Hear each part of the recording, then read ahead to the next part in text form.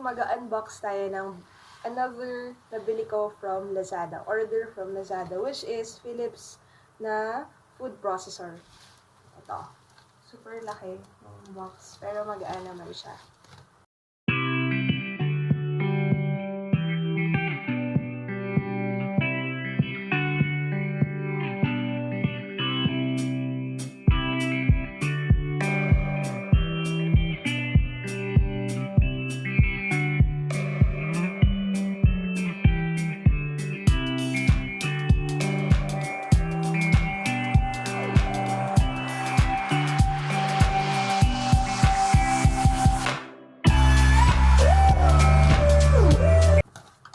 So, as na-open ko din. Check na lang natin.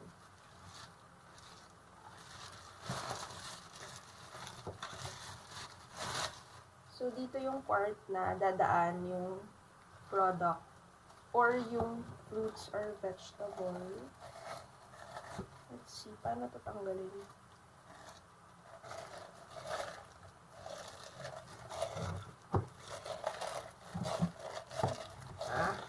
Okay. Para dito siya. So, pag ganun siya.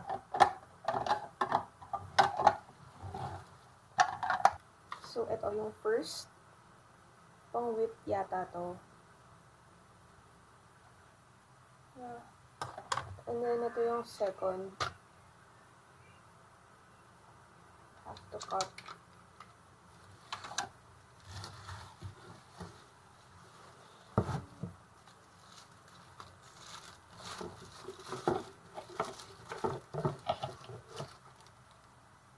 This one, dito may attach yung mga other items.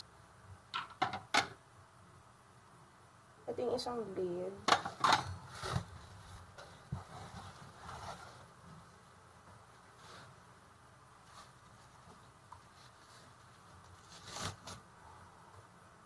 Yung other blade, second.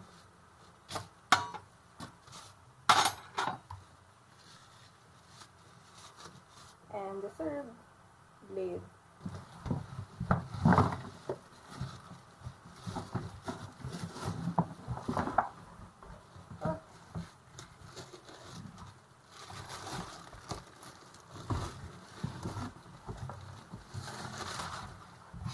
And then, ito yung base ng Philips na food processor.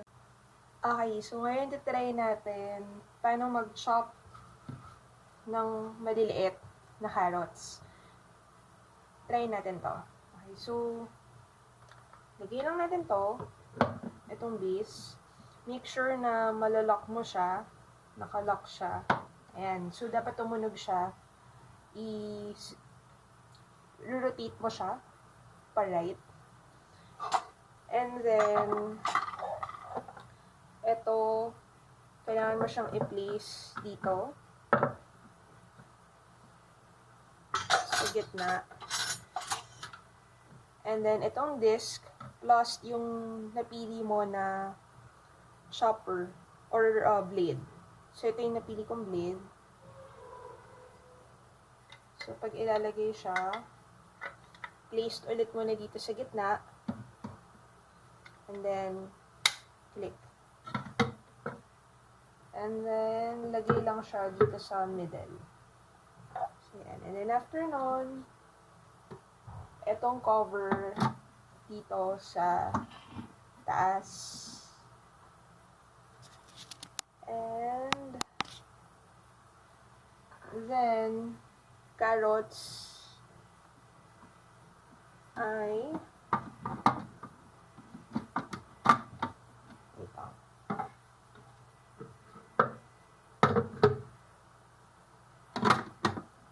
Yan.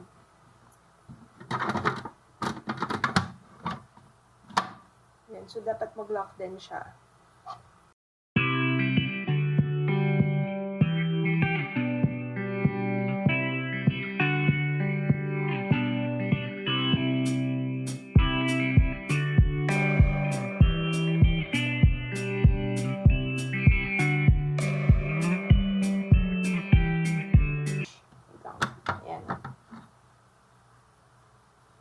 Hinuhin muna natin tong upper and then may natira. Hindi ko alam kung paano siya completely masasama dun sa pag ano ng blade. Pero okay lang, maliit lang naman to. And then for the carrots, ganito yung kinalabasan niya. Para sa blade na ganito. Parang grater. Okay, so okay na to. Meron na kaming pang lunch carrots.